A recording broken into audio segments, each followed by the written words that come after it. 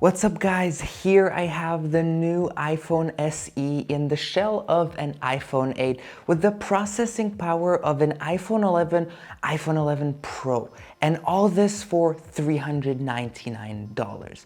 There are really many aspects that you will love and that will make this iPhone sell really fast. So yes, basically it is an iPhone 8 but with so many improvements that make it so much better, especially if you look that not many people are wanting to spend over $1,000 for a new phone, but rather the $400. Further paying half for a good sized phone with excellent performance, which will last for a few years. This iPhone already has so much going for it, so let's dive right in. The shell is an iPhone 8 with the all-glass back that supports wireless charging, stereo speakers, and it is IP67 water resistant. So you can literally drop it into 1 meter of water for up to 30 minutes. It also features a single lens camera that is said to be the best single lens camera in an iPhone up to date.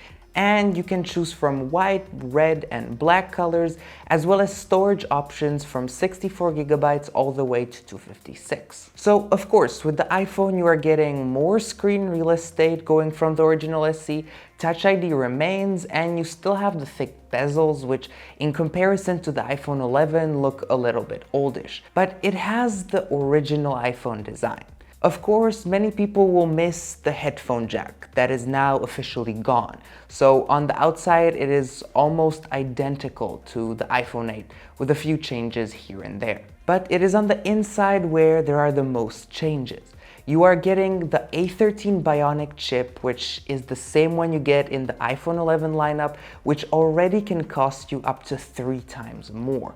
When using the iPhone, it feels almost the same as when using my daily device, the iPhone 11 Pro, because of its same 60Hz refresh rate and, of course, the A13 chip. Another great thing, you get the latest software version, which is iOS 13.4. Also, it is great going back to a device that you can hold with just one hand and reach all the way to the top. But I think that the price isn't the only thing making this device worth it, it's also the camera. The pictures compared to the iPhone 11 Pro aren't that different, but the colors aren't the same either. And you are also able to shoot videos up to 4K 60 frames per second. And surprisingly enough, there isn't that much difference between the two phones. Both cameras use Smart HDR and you are able to use the portrait mode, which is something you didn't have on the original SE. However, what is expected, the detail in the pictures is not as high. You also miss out on the ultra-wide and telephoto lens, but to be honest, if you are just using the camera to make memories, then it's perfectly fine. You also don't get night mode, which is something that I thought would be here. In comparison to the iPhone 11 Pro, both of these can do 4K 60 frames per second, except the iPhone 11 Pro seems to be handling the light better. But as you can see, the audio, this is how it sounds on the SE, and this is how it sounds over on the iPhone 11 Pro Max.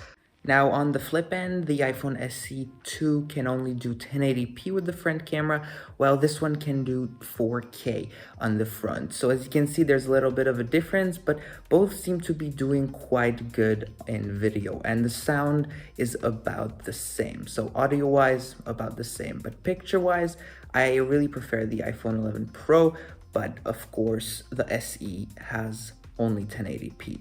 The battery life will probably be a little lower than on the iPhone 11 Pro Max, for example, but it will be quite good nonetheless. So of course it has a small battery size, but the screen size, the lower resolution, and the maximum brightness will all make the battery life good enough, while very likely lasting the whole day. Of course, depending on your usage. This iPhone is probably the best for the price you can find out there, but of course you are able to find cheaper Android phones as well. However, when looking for an iPhone, this is probably the best way to go for this value. You are getting the A13 processor, a better camera, the latest updates for a few years to come, better battery life, and all this for $400.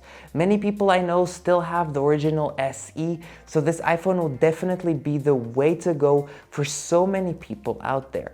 Now, let's take the bad side. In 2020, not many people still have huge bezels because all screen displays are really becoming the norm nowadays. So if you really want an iPhone for good value, then I have to strongly recommend this one.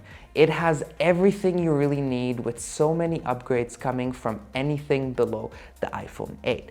Now, what do you think? Will you be upgrading to this new one, or are you still not convinced? Let me know in the comments down below.